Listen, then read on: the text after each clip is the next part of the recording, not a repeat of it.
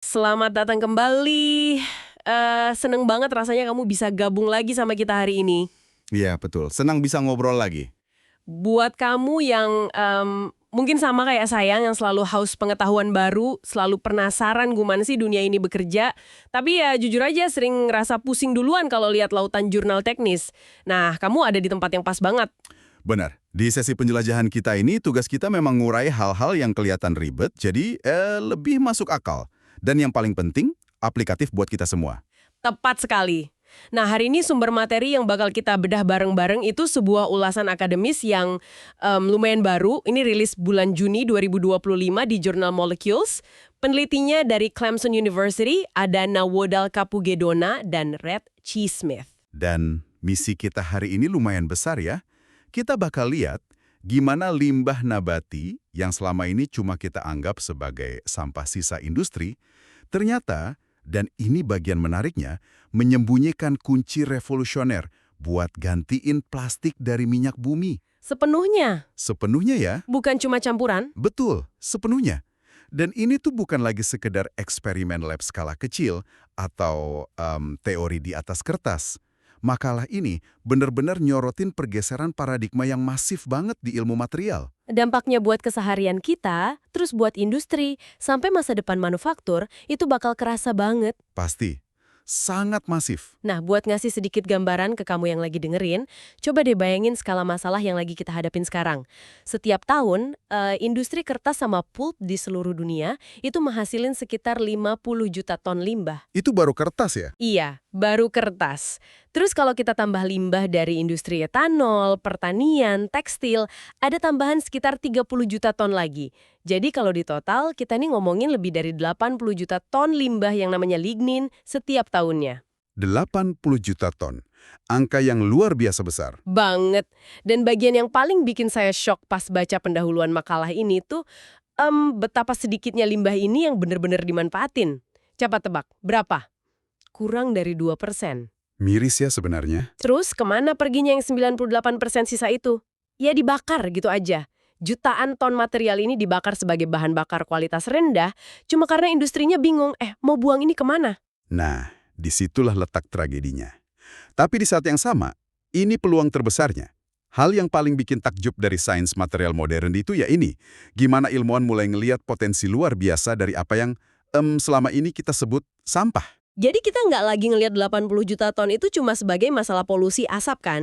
Betul banget. Kita ngelihatnya sebagai tambang emas yang belum tersentuh. Fokus obrolan mendalam kita kali ini tuh bakal spesifik ngebahas gimana peneliti ngubah sisa pembakaran ini jadi tulang punggung buat pembuatan material poliuretan. Poliuretan atau PU ya. Buat konteks nih, poliuretan itu bahan yang nyaris mustahil nggak kamu temuin di sekitarmu saat ini. Iya, coba aja lihat sekeliling. Sol sepatu olahraga yang biasa kamu pakai, terus busa kasur tempat kamu tidur, pelapis cat mobil, sampai lem industri yang super kuat. Semuanya pakai bahan ini. Dan secara tradisional, dari dulu sampai sekarang, itu semua terbuat dari minyak bumi mentah. Tepat. Jadi kalau kita bisa menguasain teknologi pengolahan lignin ini, kita punya peluang nyata buat ngubah industri raksasa pencetak polusi ini jadi sesuatu yang jauh lebih berkelanjutan. Masuk akal. Tapi sebelum kita loncat bahas cara bikinnya, mungkin kita perlu mundur selangkah dulu nih, biar frekuensi kita sama. Apa sih sebenarnya yang dimaksud sama lignin ini? Kenapa dari sekian banyak limbah tanaman, cuma dia yang dianggap spesial? Oke, ini pertanyaan mendasar yang penting banget. Secara simpelnya gini, bayangin lignin ini tuh polimer organik yang kompleks banget, yang secara alami ada di dalam dinding sel hampir semua tumbuhan. Dinding sel ya? Iya, kalau kita pakai analogi tubuh nih, ibaratnya selulosa itu otot dari sebuah tanaman yang ngasih dia massa atau dagingnya. Nah, lignin ini adalah tulangnya. Oh, tulang dari pepohonan. Benar, lignin inilah yang ngasih kekakuan pada pohon pinus yang tinggi menjulang itu, bikin dia bisa berdiri tegak nahan angin kencang, dan ngelindungin dia biar nggak gampang busuk atau hancur kena cuaca ekstrim. Menarik. Dan jumlahnya pasti banyak banget kan di alam? Sangat. Secara kuantitas, dia itu salah satu biopolimer paling melimpah di planet bumi. Saya suka ngebayanginnya kayak bumbu rahasia pelindung dari alam gitu. Tapi kalau kita bedah dari kacamata molekuler nih, apa sih yang bikin tulang tanaman ini punya kekuatan sekeras itu? Di tingkat molekul, lignin ini ibarat benteng pertahanan yang arsitekturnya tuh rumit banget. Dia tersusun dari unit dasar yang namanya monolignol, ada unit H, G, sama S. Tapi tenang, kamu nggak perlu ngapalin namanya kok. Syukurlah. Nggak bakal keluar di ujian kan? Nggak bakal. Yang penting buat dipahami itu, unit-unit aromatik ini saling ngunci dan terhubung membentuk jaringan 3 dimensi yang rapat luar biasa. Dan di dalam jaringan rapat ini, ada interaksi kimia yang sering disebut konjugasi atau tumpukan PP. Tunggu. Tumpukan pipi, itu kedengarannya teknis banget. Gimana cara gampangnya buat kita ngebayangin itu? Gini, bayangin aja tumpukan pipiran ini kayak lembaran velcro. Oh, perekat yang biasa di sepatu anak itu ya? Nah iya, velcro mikroskopis. Cincin molekul di dalam lignin ini punya elektron yang secara alami suka nempel dan bertumpuk rapat satu sama lain. Semakin banyak mereka tumpang tindih, semakin mustahil buat ditarik lepas. Berarti ikatannya kuat banget ya? Sangat kuat. Interaksi velcro mikroskopis inilah, ditambah sama gugus fungsi pelindung lainnya, yang secara alami ngasih lignin kekuatan super. Kekuatan super kayak gimana tuh? Dia jadi kebal terhadap radiasi sinar UV, terus susah banget terbakar alias anti api, punya aktivitas antioksidan dan antibakteri bawaan, dan luar biasa stabil kalau kena suhu panas tinggi. Wow, jadi alam pada dasarnya udah nyiptain material anti api, antibakteri, dan anti UV secara gratis, dan selama ini kita malah ngebakarnya di pabrik. Ironis banget kan? Banget. Nah, sebelum kita bahas lebih jauh ke eksperimennya, pas saya baca sumber ulasan ini, ada beberapa istilah yang lumayan bikin pusing kalau nggak hati-hati. Makalah ini kan sering nyebut whole lignin, terus lignin fractions, sama lignin-derived monomers. Ah, iya. Itu klasifikasinya. Bisa kasih panduan singkat nggak biar kita dan pendengar nggak tersesat di tengah jalan pas bahas ini nanti? Tentu. Itu sebenarnya 3 bentuk berbeda dari lignin pas diolah di lab. Pertama, whole lignin atau lignin utuh. Ini bentuk mentahnya. Berarti belum diapa-apain ya? Betul, bubuk yang baru aja diekstrak langsung dari proses industri. Misalnya sisa rebusan pabrik kertas. Bentuk molekulnya masih acak, campur aduk antara ukuran gede dan kecil. Oke, whole lignin itu mentah dan acak. Terus yang kedua? Kedua itu lignin fractions, atau fraksi lignin. Ini berarti ligninnya udah disaring atau dipisahin, ibarat tumpukan kerikil yang udah kamu sortir ke ember-ember berbeda berdasarkan ukurannya. Ngerti, disortir. Terus yang ketiga, monomer. Lignin-derived monomers. Ini hasil penghancuran total. Artinya molekul raksasa tadi sengaja dihancurin pakai kimia, jadi kepingan-kepingan paling kecil dan seragam. Buat apa dihancurin sampai sekecil itu? Biar jauh lebih gampang direaksiin sama bahan lain nantinya. Jelas banget. Mentah, campur aduk, disortir, dan dihancurin jadi serpihan. Nah, sekarang kita masuk ke tantangan utamanya. Gimana sih caranya kita masukin keajaiban alam ini ke dalam poliuretan biasa? Pembuatan poliuretan yang konvensional itu dasarnya nyampur 2 bahan kimia utama. Pertama itu poliol. Ini senyawa cair dari minyak bumi sama sesuatu yang disebut diisoisoyanat. Dua-duanya cair ya? Ya, kedua cairan ini bereaksi, terus mengeras. Nah, karena lignin secara alami punya banyak titik koneksi kimia yang mirip sama poliol, secara teori, dia jadi kandidat sempurna buat masuk dan ngegantiin poliol minyak bumi yang beracun itu. Secara teori terdengar gampang. Tapi pas praktek di lapangan, pasti nggak semudah itu kan? Soalnya saya membayangin getah pohon atau ekstrak kayu gitu pasti teksturnya kental banget. Sangat kental. Nyoba ngaduk lignin murni ke dalam mesin pencampur pabrik, rasanya kayak nyoba ngaduk aspal panas dong.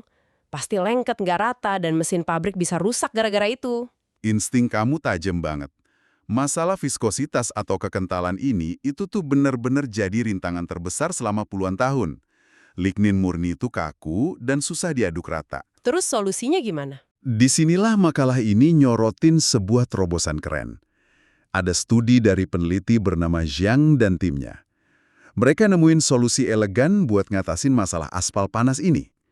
Mereka pakai pelarut pendamping atau kosolven yang ramah lingkungan.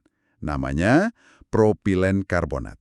Propilen karbonat ini fungsinya buat ngancerin ligninnya? Tepat. Pelarut ini bertindak kayak pelumas molekuler. Tapi dia nggak merusak struktur asli dari lignin itu sendiri. Hasilnya gimana? Pakai teknik pelarutan ini, tim Xiang berhasil ngeganti poliol minyak bumi sampai 80% pakai lignin murni. 80%. Wow. Dan mesinnya nggak rusak. Nggak, campurannya tetap cair, kekentalannya terjaga, dan bisa diolah lancar pakai mesin pabrik standar. Ngeganti 80% bahan minyak bumi pakai limbah tanaman tanpa ngerusak mesin pabrik, itu kemenangan besar sih. Tapi, tunggu, kualitas akhirnya gimana? Poliuretan yang dihasilin malah jadi lemah nggak? Justru kebalikannya, pengujian nunjukin busa poliuretan yang dihasilin malah jauh lebih stabil nahan panas. Dan yang lebih gokil lagi, materialnya jadi sangat hidrofobik alias kedap air. Oh iya? Seberapa kedap air?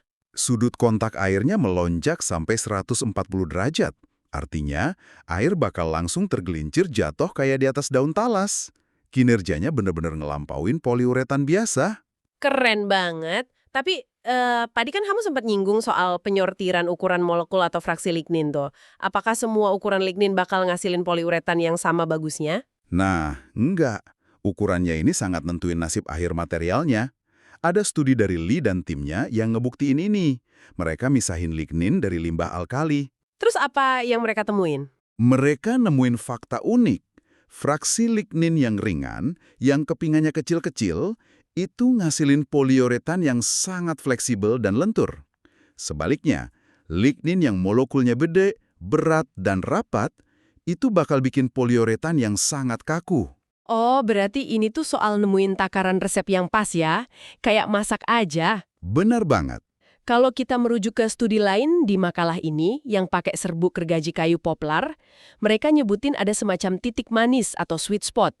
Katanya kalau kita substitusi lignin sekitar 15-30%, kekuatan materialnya nyentuh puncaknya. Iya, itu titik optimalnya. Gimana kalau kita maruk nih, masukin terlalu banyak, misal 60%, tapi tanpa pelarut khusus kayak eksperimen Zhang tadi? Kalau dipaksa terlalu banyak, tanpa modifikasi yang pas, jaringannya bakal terlalu padat. Molekulnya malah saling tabrakan. Ujung-ujungnya, poliuretannya jadi rapuh dan gampang hancur. Kayak bikin kue kebanyakan tepung tapi kurang air ya? Persis kayak gitu. Jadi, keseimbangan itu kunci utamanya. Masuk akal. Nah, ngomongin soal ketahanan, ada satu eksperimen di ulasan ini yang bikin saya lumayan takjub. Gini, kita kan tahu ya, kalau plastik atau karet dijemur terus-terusan di bawah sinar matahari, lama-lama warnanya pudar, terus getas, dan akhirnya retak. Iya, itu degradasi UV. Nah, gimana nasibnya kalau pelapis dari lignin ini kita pakai di luar ruangan? Disinilah eksperimen brilian dari tim peneliti yang dipimpin oleh Chen masuk. Mereka bikin pelapis atau coating poliuretan pakai lignin, terus mereka tambahin sedikit PDMS. PDMS itu apa tuh? Polidimetilsiloksan. Kedengarannya ribet, tapi ini cuma sejenis silikon organik umum yang sering dipakai buat ngasih ekstrak lenturan pada pelapis. Oke, jadi lignin dicampur silikon organik ini. Terus diapain? Mereka siksa pelapis ini secara ekstrim di lab. Mereka sinarin pakai radiasi UV tingkat tinggi selama 400 jam non-stop. 400 jam? Itu lama banget. Terus pelapis poliuretan biasa yang dari minyak bumi, nasibnya gimana setelah disiksa kayak gitu? Hancur parah. Struktur kimianya putus, tingkat kekerasannya melonjak naik secara nggak terkendali sampai nyaris 17%. Naik 17% itu artinya? Artinya, material itu jadi sangat ketas, kaku, dan udah siap retak atau pecah. Waduh, terus gimana dengan pelapis yang pakai lignin? Nah, perubahannya jauh-jauh lebih kecil. Cuma sekitar 11% naiknya. Dan yang paling penting, sifat mekanisnya tetap awet, dia nggak hancur. Berarti tumpukan velcro molekuler yang kita bahas di awal tadi beneran kerja dong? Kerja banget, dia nyerap dan memblokir sinar UV itu. Kayak tabir surya tingkat dewa buat polimer dong ya? Tepat sekali. Lignin ngorbanin sedikit bagian permukaannya buat ngelindungin seluruh jaringan di bawahnya. Keren. Tapi gini, semua kehebatan ini baru berasal dari lignin murni atau yang disortir tadi ya. Ada satu kelemahan. Apa tuh? Meskipun kuat, struktur lignin itu sering kali menggulung dirinya sendiri, jadi titik-titik koneksi kimianya malah tersembunyi di bagian dalam. Agak susah ngebayanginnya. Maksudnya gimana tuh menggulung? Ibaratnya kamu punya terminal kabel ekstensi yang colokannya banyak nih. Oke. Tapi terminal itu dililit rapet banget pakai selotip tebal. Jadi kamu cuma bisa pakai 1 atau 2 colokan aja yang kebetulan ada di ujung yang nggak ketutup. Ah, sayang banget dong. Potensinya gede tapi ketutup selotip. Terus gimana dong sains modern ngebuka selotip itu biar kita bisa pakai semua colokannya? Disinilah keajaiban rekayasa molekular bermain. Lewat modifikasi kimia, kita bisa ngebuka struktur yang menggulung itu. Ada studi memukau dari Du dan kawan-kawan yang ngebahas ini. Apa yang mereka lakuin? Mereka memodifikasi lignin ini, ngebuka colokan-colokannya, lalu menanamkan semacam trik kimia yang disebut ikatan Diels-Alder. Diels-Alder. Tolong jelasin ini pakai bahasa manusia biasa ya, biar kita nggak ngerasa lagi di kelas kimia lanjutan. Hahaha, tenang. Sederhananya gini, bayangin ikatan Diels-Alder ini kayak resleting di jaket kamu. Resleting jaket. Oke. Kalau ditarik pakai tekanan tertentu, resleting itu bisa terpisah kan? Terbuka. Tapi dia dirancang sedemikian rupa supaya gampang banget ditarik dan dirapatkan kembali dengan sempurna. Benar. Nah, tim peneliti ini menanamkan resleting molekuler ini ke dalam struktur lignin. Hasilnya, mereka berhasil nyiptain sebuah elastomer. Ini semacam karet poliuretan yang luar biasa. Karet ini bisa ditarik dan meregang sampai 500% dari ukuran aslinya. Gila, meregang 5 kali lipat? Tapi tunggu, tadi kamu bilang resleting molekuler. Maksudnya, material ini bisa menjahit dan menyembuhkan dirinya sendiri kalau rusak? 100% benar. Karena resleting kimia ini sifatnya dinamis, pas karet pelindung ini terpotong pisau atau robek, molekul-molekul di kedua sisi potongan itu bakal saling nyari pasangannya lagi. Otomatis? Iya, asal dikasih sedikit suhu hangat aja, mereka bakal terkait lagi satu sama lain. Material ini punya efisiensi penyembuhan diri atau self-healing nyaris 100%. Coba bayangin aplikasinya buat keseharian kita. Kita bisa bikin sol sepatu yang nggak bakal pernah sobek, permanen. Atau kabel bawah laut yang kalau tergores garam bisa nutup lagi lapisan pelindungnya otomatis. Benar. Udah kayak fiksi ilmiah kan? Padahal ini nyata. Luar biasa. Terus gimana dengan daya rekatnya? Kalau kita bisa bikin material yang sekuat dan selentur itu, bisa nggak sih kita bikin lem super dari limbah tanaman ini? Sangat bisa. Ada peneliti lain, Valerius dan timnya, yang mengeksplorasi soal perekat ini.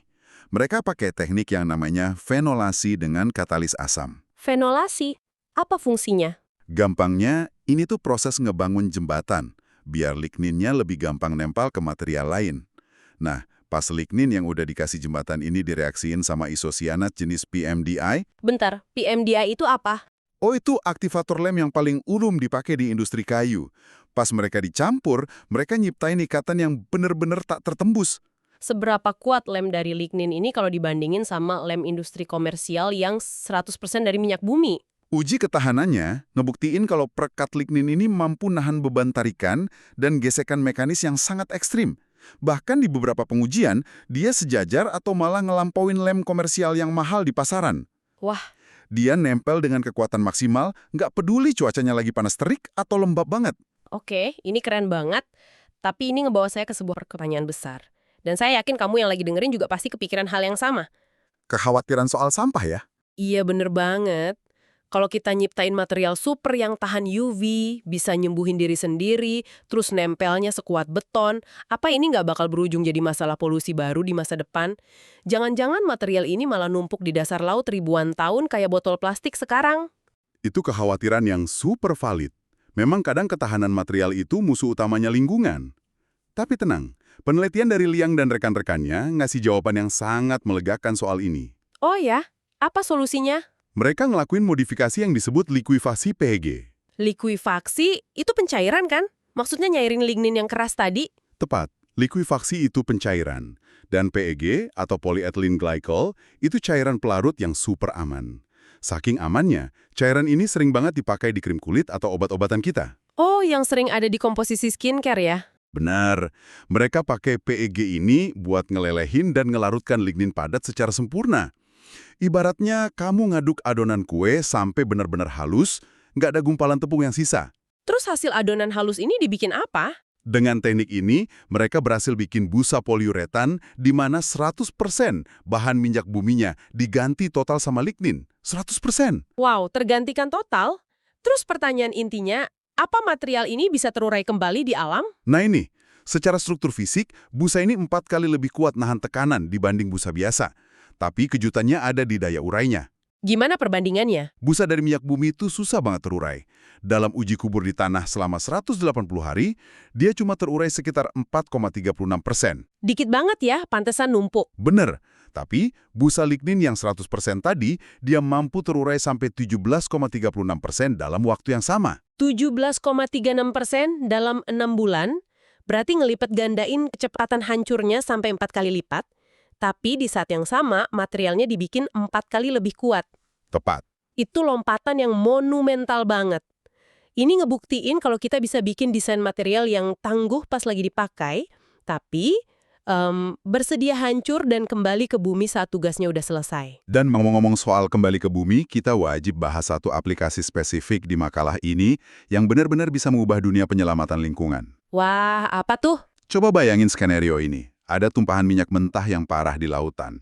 Atau ada pabrik yang ngebuang air limbah industri kotor dan penuh racun logam berat ke sungai. Itu mimpi buruk ekologi sih. Pasti. Nah, pertanyaannya, gimana cara kita ngebersihinnya tanpa pakai spons plastik yang ujung-ujungnya malah jadi sampah baru lagi? Ya, tebakan saya, kita bakal pakai spons yang terbuat dari lignin ini kan. Tapi, apa spons bahan tanaman bisa nyerap minyak atau logam seefektif itu? Disinilah puncak inovasinya. Sebuah tim yang dipimpin ilmuwan bernama Chen, beda sama Chen yang sebelumnya ya, mereka bikin busa poliuretan dari lignin yang dihidrolisis pakai enzim. Tapi keajaibannya ada di langkah selanjutnya. Diapain lagi tuh busanya? Busa ini dilapisin secara hati-hati pakai partikel polidopamin sama asam fitat.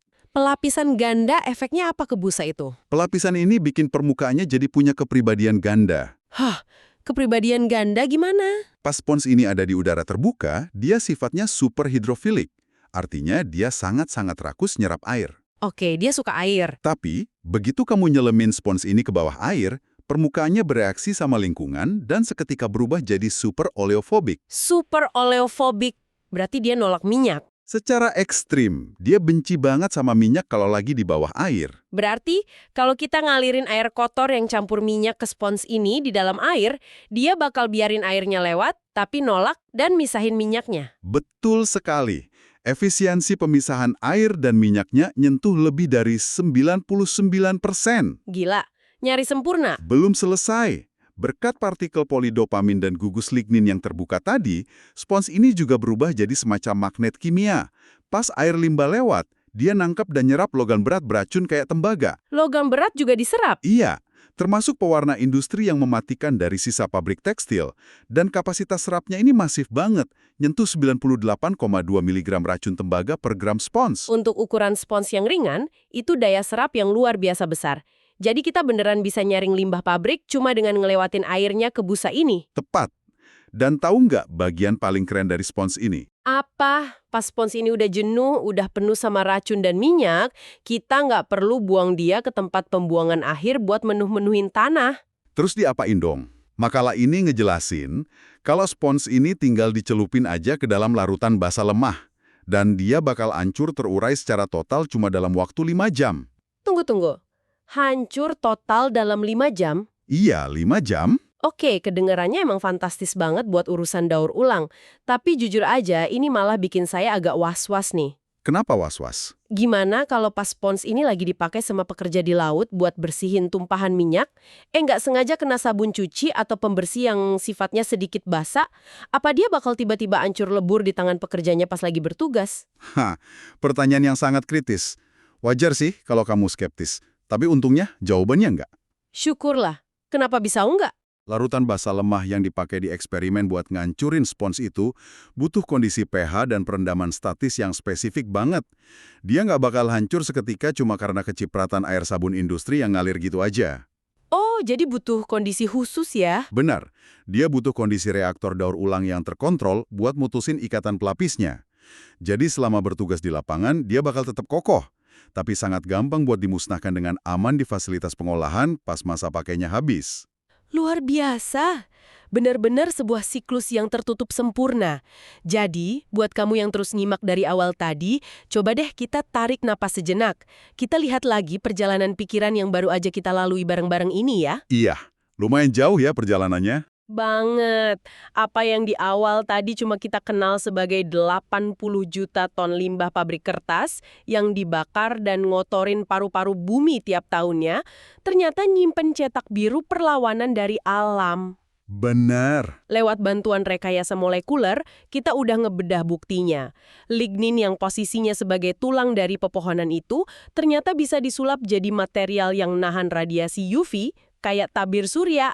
Punya resleting molekuler buat nyembuhin dirinya sendiri. Betul. Terus merekat sekuat beton, bisa murniin air limbah industri dengan sangat efisien, dan yang paling penting, mampu hancur kembali ke pangkuan alam. Ini bukan cuma penemuan acak di lab kan? Ini peta jalan menuju revolusi, di mana dominasi plastik dari minyak bumi akhirnya bisa dihentikan sama biopolimer yang ramah lingkungan. Menarik banget ya, gimana sains bisa ngubah persepsi kita terhadap nilai sebuah barang. Dan kalau kita mikirin implikasi jangka panjang dari semua studi yang kita bahas hari ini, saya pengen ninggalin satu pemikiran baru nih buat kita renungin bareng. Boleh? Pemikiran kayak gimana tuh? Coba pikirin skalanya di tingkat geopolitik. Selama lebih dari 1 abad, negara-negara yang punya sumur minyak bumi kan nguasain ekonomi dunia ya. Jelas, karena minyak itu bahan dasar plastik, karet, bahan bakar, dan manufaktur global. Nah, tapi gimana kalau ke depannya kita nggak lagi butuh minyak bumi buat bikin material-material super industri ini? Gimana kalau kita cuma butuh limbah nabati dari pohon dan hasil pertanian? Wah, arahnya kemana nih? Coba bayangin gimana ini bakal ngubah peta kekuatan dunia di masa depan. Negara-negara yang mungkin cadangan minyaknya miskin, tapi sangat kaya akan hutan, perkebunan, dan industri agrikultur, mereka bisa tiba-tiba terbangun sebagai negara adidaya penguasa material masa depan. Iya ampun, bener juga. Keseimbangan ekonomi global bisa bergeser drastis, cuma karena apa yang hari ini kita buang dan kita anggap sebagai sisa batang pohon busuk. Wow, pergeseran kekuatan dunia yang dipicu sama serbuk gergaji dan limbah pertanian. Itu pemikiran yang bener-bener ngebongkar cara pandang kita. Buat kamu yang lagi dengerin, coba deh pikirin hal itu hari ini, pas kamu lihat pohon di jalan, atau pas ngelihat barang-barang plastik di sekitarmu. Bakal beda banget rasanya. Banget. Siapa sangka ya, kunci buat masa depan itu ternyata nggak terkubur jauh di dalam sumur minyak, tapi malah tumbuh di atas tanah kita sendiri. Oke, kita sudahi dulu obrolan mendalam kita hari ini. Senang banget rasanya bisa belajar bareng kamu. Sama, selalu menyenangkan. Teruslah bertanya, perhatiin terus sekelilingmu, dan jangan pernah biarin rasa ingin tahumu padam. Sampai jumpa di penjelajahan ilmu kita yang berikutnya.